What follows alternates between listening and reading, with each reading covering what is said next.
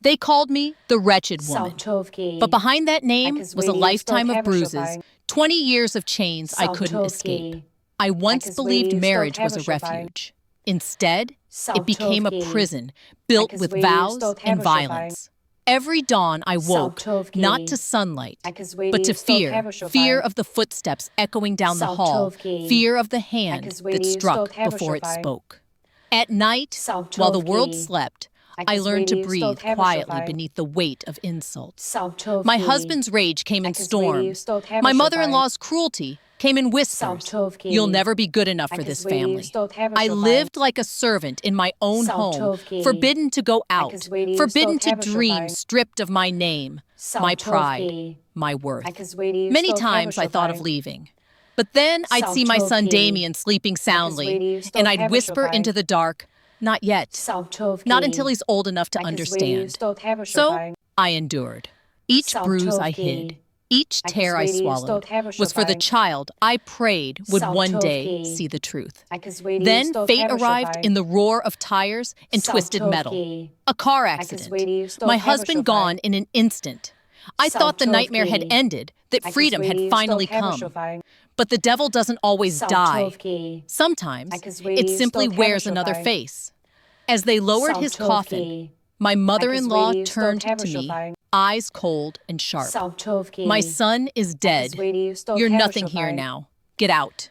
No pity, no mercy, no place left to stand.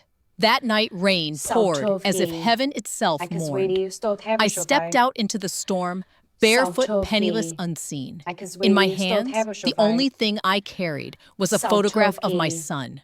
I walked until the streetlights blurred, until my tears mingled with the rain, until the woman I once was faded behind me. That was the night the wretched woman vanished, and the woman I would become began to rise. The rain followed me that night like a curse that refused to lift. Each drop stung like a memory, sharp, cold, relentless.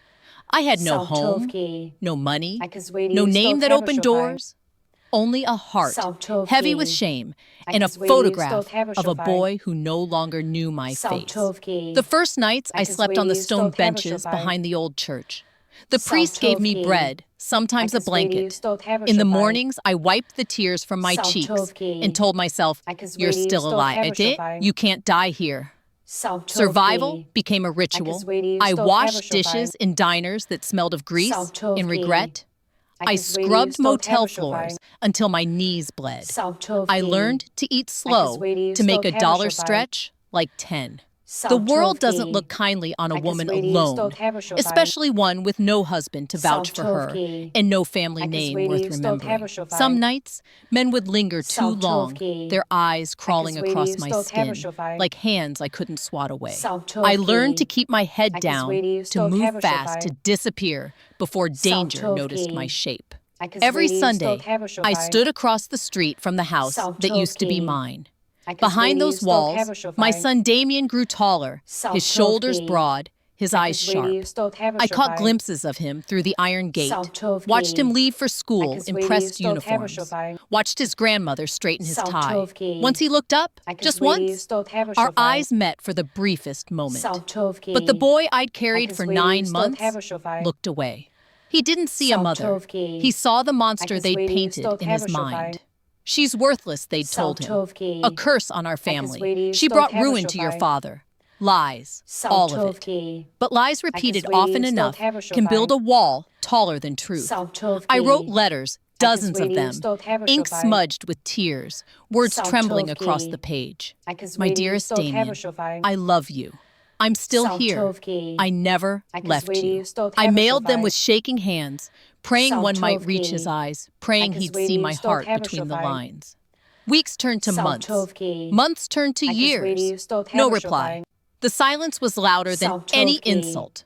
On his birthdays, I baked a small cake from scraps, placed one candle on top, and whispered into the flame, "Happy birthday, my boy. May the world be kinder to you than it was to me." But kindness was a luxury I couldn't afford. Life pressed its weight down harder each year. When the church shelter closed, I moved into a halfway house, a place that smelled of sweat, bleach, and lost hope. The women there had eyes like mine hollowed by years of trying. We shared stories under flickering lights, stories of men who broke us, families who forgot us children, who grew up believing we never tried. It should have made me feel less alone. Instead, it reminded me that my pain wasn't special, just another tragedy in a city full of them. Still somewhere beneath the rubble of shame, a small ember burned. "You can stay broken," it whispered, "or you can build again." I began saving coins, every tip, every leftover cent. I skipped meals, walked miles to save bus fare, patched my shoes with tape when the soles split. Every penny went into a jar I hid beneath the bed. It wasn't much, but it was mine.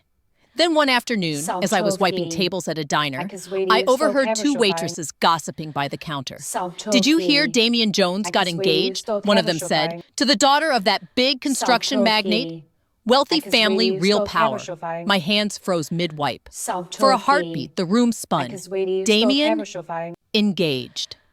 My boy grown successful, stepping into a world of privilege and promise. Pride swelled in my chest and broke me in the same breath. He'd made it, without me. I smiled through tears. No one saw, whispering to myself, "You did well, my son. Even if you never know the truth, you did well." That night I sat by the window of the halfway house, city lights flickering like distant stars, and I promised the reflection staring back at me, "You may have lost your home, your name, your child, but you will not lose your will." The world had taken everything from me except the fire to rise again. And one day, that fire would light the path back, not to the house that cast me out, but to the life I would build with my own two hands. The night I learned Damian was engaged, something inside me cracked, but it wasn't the sound of a heart breaking. It was the sound of a cage opening. For 20 years, I had lived like a shadow beaten, blamed, forgotten. Now staring at his photograph beneath the glow of a flickering bulb, I whispered to myself, "If the world won't hand me a place, I'll carve one with my own hands." I had no guide, no savings, no one to call for help, but I still had breath. And breath, I told myself, is life's first currency. So I began again. Every morning, I rose before the others in the halfway house. I boiled water in an old kettle, washed my face in silence, and set out on foot. Before sunrise, chasing day jobs no one wanted. I scrubbed office floors until the smell of bleach clung to my skin. I cleaned public restrooms, emptied trash bins, wiped tables in greasy diners. Every coin they gave me, I folded with trembling fingers and tucked away. I learned to live on less than survival. Bread crusts became breakfast. Library benches became classrooms because knowledge was the one thing they couldn't take. The city library became my sanctuary. Between rows of dusty shelves, I met mentors I'd never seen, authors who taught me what no teacher ever had. I devoured every book I could find: personal finance, business strategy, real estate, entrepreneurship. At first, the words tangled like knots in my mind. APR, equity, leverage, terms that belonged to another world. But I copied each one down, tracing letters until they became familiar. The librarians began to notice me, the quiet woman in worn shoes, whispering definitions under her breath. One evening, a kind-faced librarian slipped a notebook across the counter. "For your studies," she said softly. I clutched it to my chest like it was gold.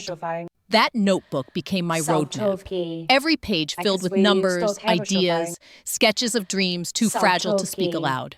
Still, knowledge alone couldn't fill an empty stomach. So I worked harder. 2 shifts, then 3. My hands blistered, my back screamed, my eyes burned from exhaustion. But every payday, I added more to the jar beneath my bed. Coins turned to bills, bills to envelopes, envelopes to hope.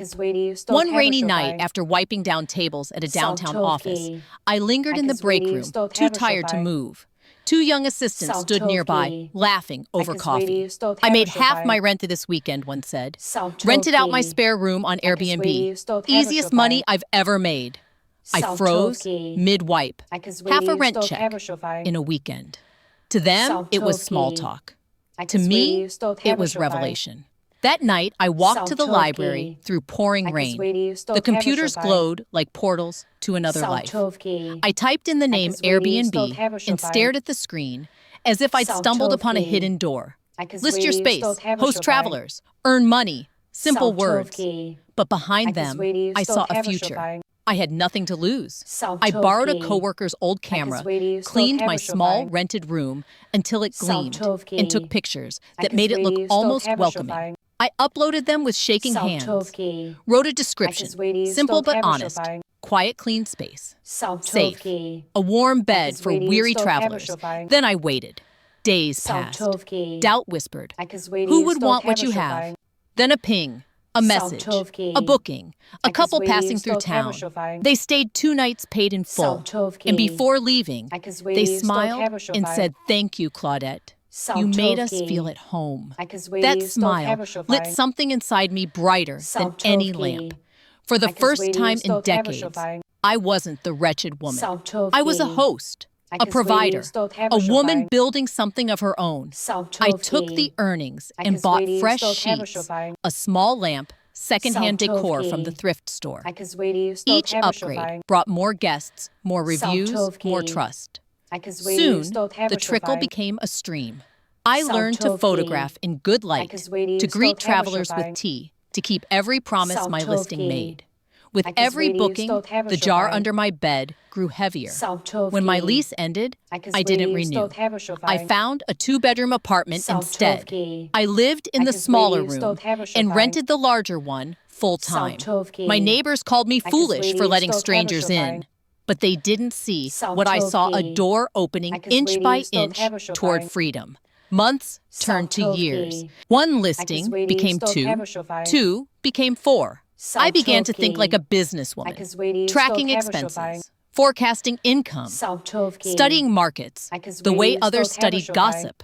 Every property I cleaned, every bet I made, every dollar I saved was a brick in the foundation of the empire I was quietly building. Sometimes I'd pass by Damien's neighborhood again, see his life blooming behind manicured hedges and silver gates. I never stopped. Never waved. I'd just smile to myself and whisper, keep watching, child. One day, you'll know who your mother really was. The woman they cast out had learned to build empires from ashes. And though the world still called me wretched, I was no longer crawling. I was rising. The first time I heard the word Airbnb, I was on my knees scrubbing another woman's floor. The guest, a cheerful tourist from out of town, sat on the bed, scrolling through her phone. She was chatting with a friend, laughing, her voice light as air. We're making good money renting out our spare room. 1 weekend pays half the rent. Her words stopped me cold. Half the rent in a weekend. To her, it was small talk. To me, it was lightning. That night, I couldn't sleep. I lay awake in my narrow bed at the halfway house, staring at the cracked ceiling, replaying her words like a melody stuck in my head. What if I tried? I had so little, a single room, barely wide enough to stretch my arms, peeling wallpaper, a mattress that creaked with every breath. But maybe, just maybe, someone would pay for safety, for clean sheets, for peace. The next day, I gathered every penny I had coins, saved from tips dollars folded from months of labor. I walked to the thrift store, bought a set of white sheets, a lamp missing its shade, a small vase for wildflowers. Then I cleaned. I scrubbed every inch of that room until it shone. I borrowed an old camera from a coworker, took pictures in the morning light when the sun was softest, and uploaded them from a library computer. The listing was simple, honest, quiet room, clean, safe, a warm bed for weary travelers. Then I waited. Days passed. No messages. Doubt crept in, whispering that no one would ever come. Then one evening, ping. A notification flashed on the screen. Booking confirmed. A couple passing through town. 2 nights. Paid in full. My hands trembled. My breath caught. It was more money than I'd ever earned in 2 days. When they arrived, I greeted them with tea and a nervous smile. I showed them the room, the clean sheets, the flowers on the nightstand. They thanked me kindly and settled in. For 2 days, I tiptoed around the edges of my own life, terrified I'd make a mistake, spill something, disappoint them. When they left, they pressed cash into my hand and said, "You made us feel at home." After they walked out the door, I sat on the floor and cried. Not from sadness, but from the shock of being valued. For the first time in 20 years, someone looked at my effort and saw worth. Not pity, not shame, worth. That night, I slept with the money clutched in my hand, whispering, "Thank you, God." This is how it begins, and it did. With that small start, I began to dream bigger. I bought secondhand curtains, a small rug to soften the creaking floor, a pot of lavender for the windowsill. Each little touch brought more guests, and each guest left a glowing review, "Immaculate room. Kind host. Would stay again." The bookings multiplied. The jar under my bed grew heavier. Month by month, my tiny room transformed from survival to sanctuary. When my lease expired, the landlord offered renewal. I smiled and said, "No, I'm moving forward." I found a 2-bedroom apartment across town. I took the smaller room for myself and listed the larger one full-time. The neighbors thought I was crazy. "You're letting strangers live with you." But they didn't see what I saw. Each stranger was a stepping stone. I greeted guests with fresh linens, cleaned between stays, learned to photograph in golden light, studied hospitality tips online between shifts. I learned how to listen to know, what made people feel safe, what small details turned a stay into a story. And slowly, word spread. More bookings, more savings, more confidence. I stopped seeing myself as a woman renting a room and started seeing myself as a business owner. The day came when I counted the bills in my jar and realized I had enough not for rent, not for survival, but for a down payment. I found a run-down house at the edge of the city, peeling paint-broken windows, a roof that leaked when it rained. But when I stepped inside, I saw what others didn't, not decay, but potential. I signed the papers with hands that shook from disbelief. For the first time in my life, the deed bore my name. Claudette Jones, no husband, no father, no savior, just me. I slept on the bare floor that night, staring up at the cracked ceiling, whispering, "We did it, child. Your mother finally has a home."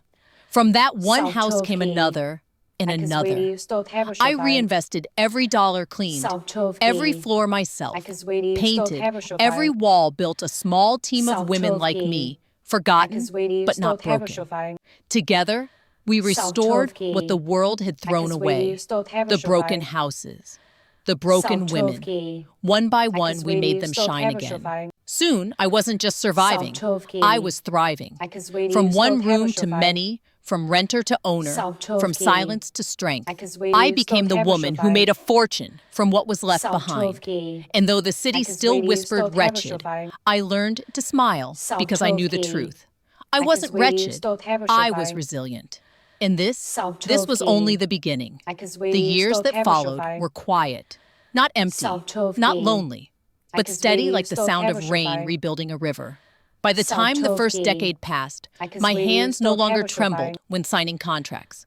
I had built enough to stand without fear, not rich in vanity, but in stability. Yet every brick, every ledger, every set of keys came from one truth: I never forgot who I was or why I began. It started small, always small. A second property, then a third. Each one was a challenge, each one a lesson.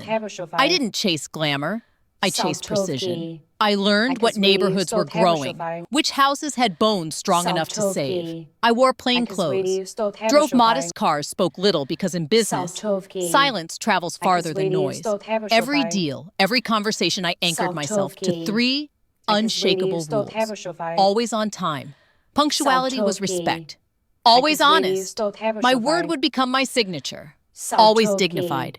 No matter who doubted me, I would never let them see me small. Soon, contractors began to greet me with nods, not smirks. Bankers looked twice at my ledgers. Agents whispered my name in circles where I was once invisible. Still, I kept my face from public view. My name? Claudette Jones had once been spat with venom. I wouldn't let it poison my empire. Instead, I built a company, a quiet, private firm, one without my name. Papers listed only initials ownership, hidden beneath layers of trust and law. I wanted the world to see the buildings, not the ghosts behind them. And brick by brick, they rose. 10 years after that first tiny apartment, I owned dozens of homes across 3 states. From Chicago's gray skyline to the warm streets of Charlotte, from Houston's suburbs to neighborhoods, most people overlooked my signature was everywhere, written not in ink, but in restoration. Every house I bought had a history, paint peeling, windows, cracked roofs, caved in. But I saw beauty where others saw ruin. Perhaps because I was once that house dismissed, condemned, yet still standing. The tenants never knew their landlady's name.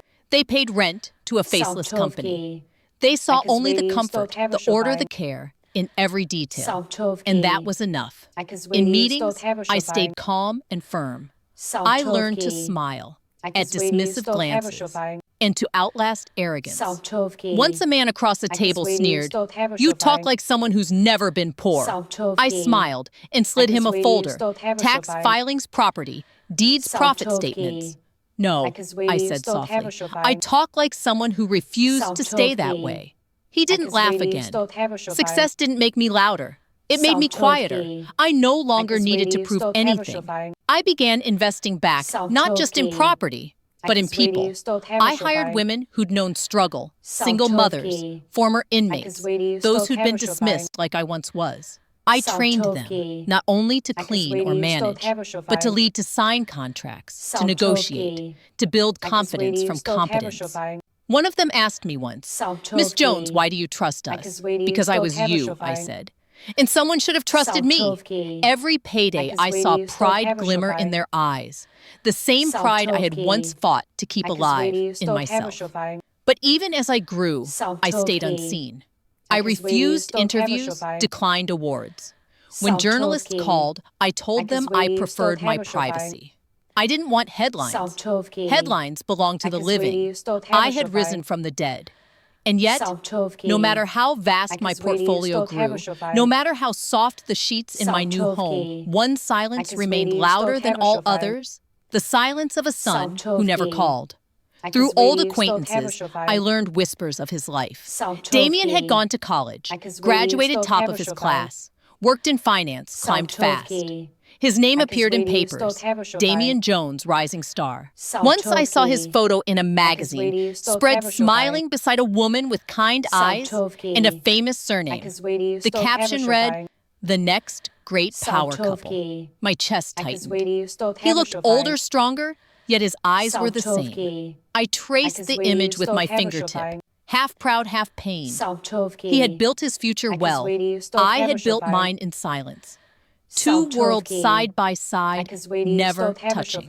At night, I sometimes stood by the window, looking out at the city lights, and wondered if he ever thought of me, if he'd ever been told the truth. But I didn't call.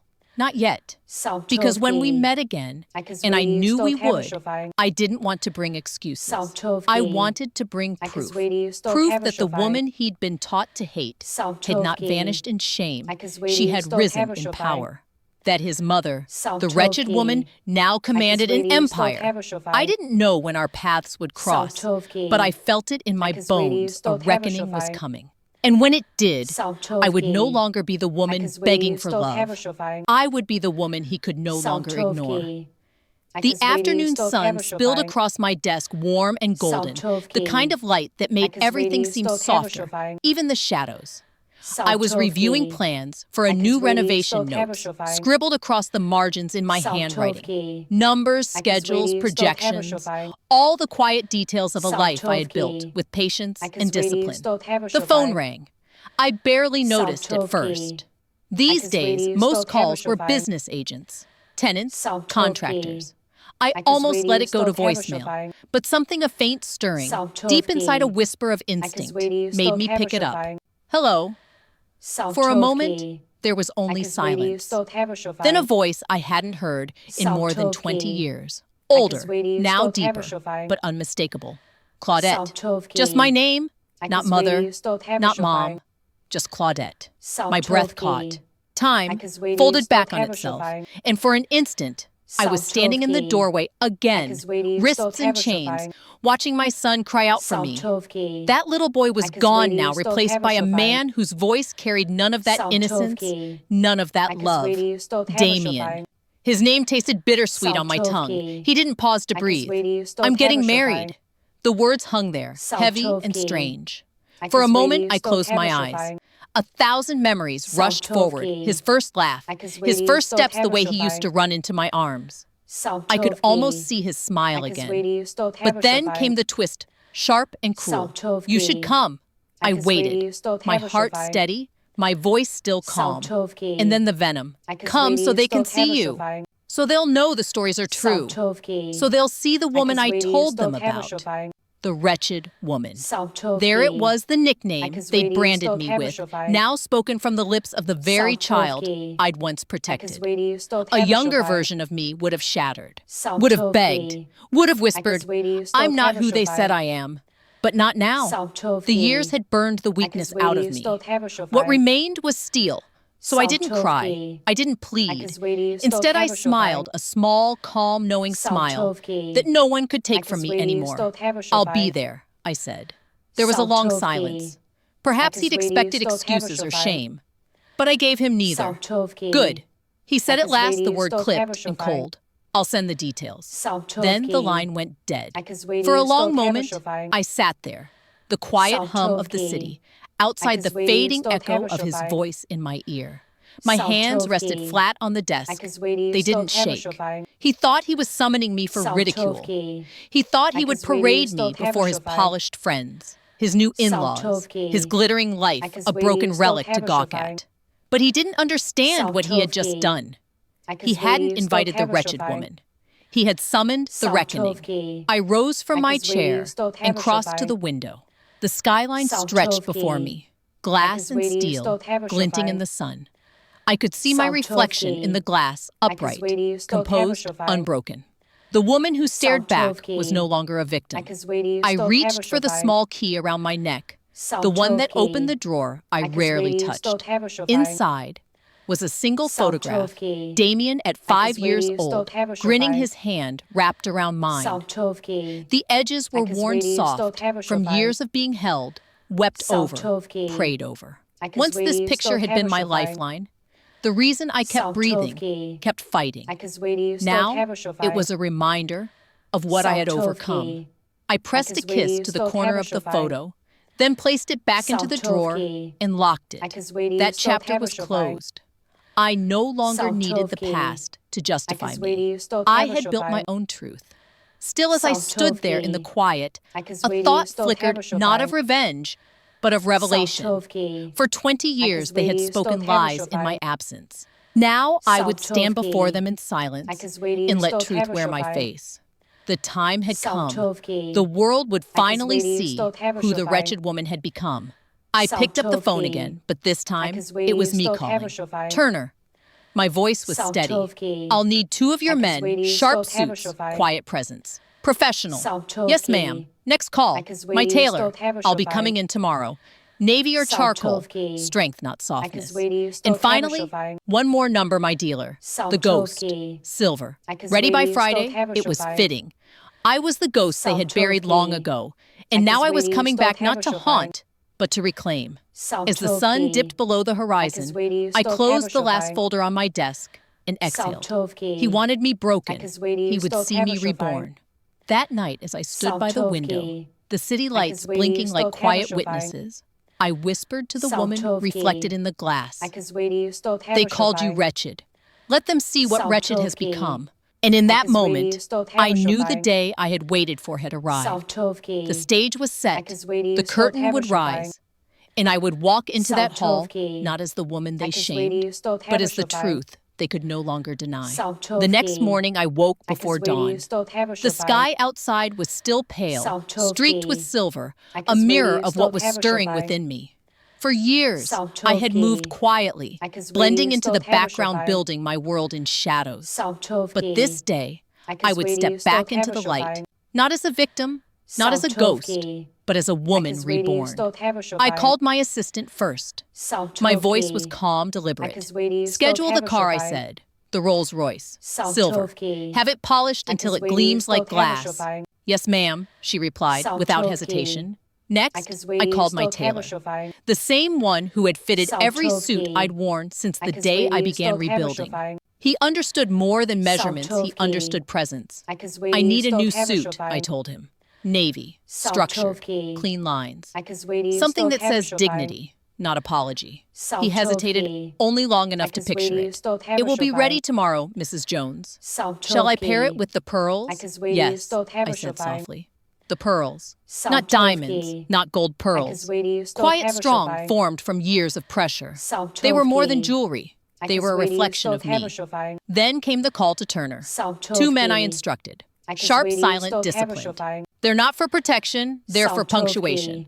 He chuckled lightly. Understood. I have just the right pair. They'll move like shadows. By noon, everything was in motion. Car, suit, pearls, security, invitation. I stood at the center of it all, in the home I had built from the rubble of my old life, and felt a calm I hadn't known in years. Every detail was intentional, not luxury, but language. The Rolls-Royce wasn't a car. It was the echo of every night I'd walked home in rain, with nothing but bus fare and determination. The navy suit wasn't fabric.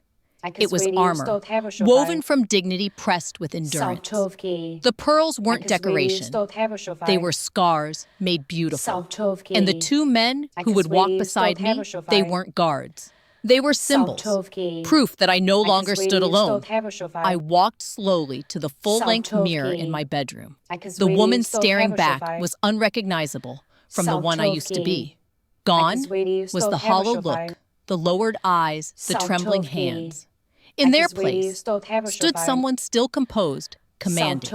A woman who had faced every cruelty the world could conjure and survived them all. Her posture was straight, her chin lifted, her gaze unflinching.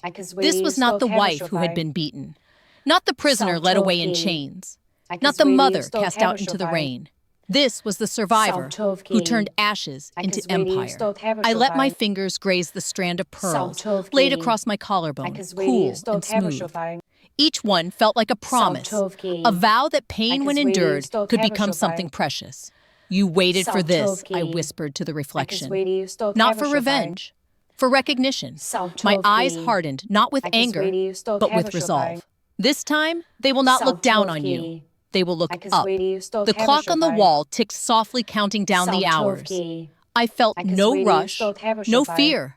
Everything that needed to be done was already in motion. For 20 years, they had spoken lies in my absence.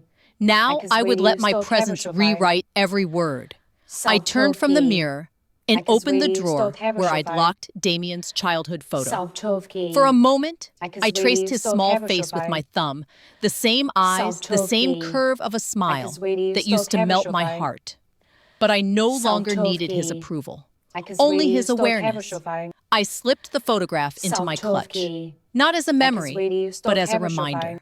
By the time evening fell, my preparations were complete. The suit hung pressed and perfect. The car waited in the garage, its silver body reflecting the faint glow of dust. The pearls lay coiled in their case, glimmering like a promise. Tomorrow, the doors of the past would open again. But this time, I wouldn't enter as the woman they cast out. I would arrive as the one thing they never expected, the wretched woman crowned in her own glory. The air shimmered with soft music and murmurs when the Rolls-Royce ghost glided to a stop. Heads turned instinctively, conversations, fading glasses, lowering mid-air as the silver car reflected the sunlight like a blade. No one knew who was inside, only that whoever emerged belonged to a world they hadn't yet touched. The driver stepped out first, his movements crisp and silent. He rounded the car, opened the door with precision, And from within, Claudette Jones rose. Navy suit, pearls gleaming softly at her throat, heels clicking like a metronome of power. Every step was deliberate, every breath measured. Her gaze, calm but commanding, swept across the crowd as if she were assessing her own domain. The whispers began before her second step touched the marble. Who is she? Is she a dignitary? An investor? But for those who recognized her, for those who once called her wretched, the whispers died on their tongues. Howard's family had aged into brittle shadows of themselves. At the far end of the hall, his mother, the woman who had once ordered her out into the rain, sat hunched in a wheelchair, her hair thin, her hands trembling. When her eyes found Claudette, the glass slipped from her fingers. Shock, guilt, fear, all flickered across her face in an instant. Beside her, Howard's sister paled, remembering the day they'd slammed the door behind a crying woman. And at the center of it all, Damien, the groom, the son who had summoned his mother for humiliation. He stood frozen, his hand midair, his breath caught between disbelief and denial. He had expected rags, not refinement, a ghost, not glory, a broken woman, not the embodiment of grace. Now, before the eyes of his bride, his in-laws, his colleagues, he watched the myth he'd built crumble, the bride. Vanessa turned toward the entrance, curious, smiling, faintly unaware of the history unraveling before her. Claudette's bodyguards followed at a careful distance, their silent presence framing her strength. The hall parted for her, as if moved by an unseen tide. Every gaze followed her not in pity, but in awe.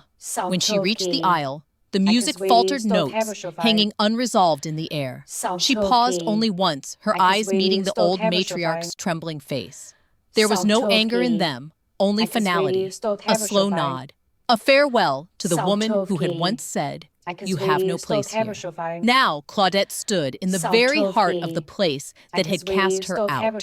She turned to the bride, and a soft smile touched her lips, poised, serene, disarming. "Congratulations," she said, her voice low, but carrying through the hall with perfect clarity. Vanessa blinked, startled by the composure, the quiet strength. Claudette extended her hand. "I'm Claudette Jones," she said gently. Then, with a pause that cut through the silence, Damien's mother. The room froze. Every murmur, every breath, every clink of glass gone. The bride's smile faltered confusion, rippling through her features. She turned slowly to Damien, searching his face for truth. Damien's color drained, his throat bobbed. He couldn't speak. In that suspended moment, truth stood naked. No longer could he hide behind stories, behind lies, told to protect pride. The woman he'd mocked, the woman he'd called wretched, now towered before him, radiant and regal, every inch the opposite of what he'd described. Claudette held her ground calm as still water. Her eyes moved across the faces, the guests who whispered, the family who had judged the son who had condemned, and finally back to the bride whose hand still rested in hers. Her grip was gentle but steady. "I wish you joy," she said softly. In truth, her words hung there, a benediction in a challenge all at once. At the head table, the matriarch shifted in her wheelchair, her voice trembling. "It can't be." Claudette's gaze flicked toward her unwavering. "Oh, it can," she replied, calm as ever. "You taught me to survive. You just never expected me to succeed." Gasps rippled through the crowd. Vanessa's parents exchanged uneasy glances. Howard's sister stared at the floor. Damien still hadn't moved, caught between shame and disbelief. For the first time in 20 years, Claudette didn't need to explain, defend, or plead. Her presence was her proof. The woman they had banished stood now as a testament that dignity cannot be destroyed, only delayed. She smiled once more, then released the bride's hand. "Enjoy your celebration," she said. "It's a beautiful day to witness the truth." Then she stepped aside, her bodyguards following, and took her seat, not at the back, not hidden, but among the honored guests. The hall buzzed with whispers, but she heard none of them. Her silence spoke louder than any accusation. And as she sat, hands folded calmly in her lap, she lifted her eyes toward her son. This was not vengeance. This was revelation. And it was only beginning. The silence after her introduction stretched across the hall like a held breath.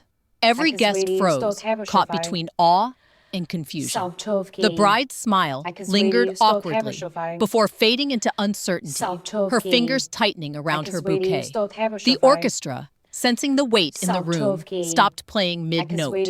All eyes turned toward Damien, the man who had mocked, lied, and buried his mother in stories.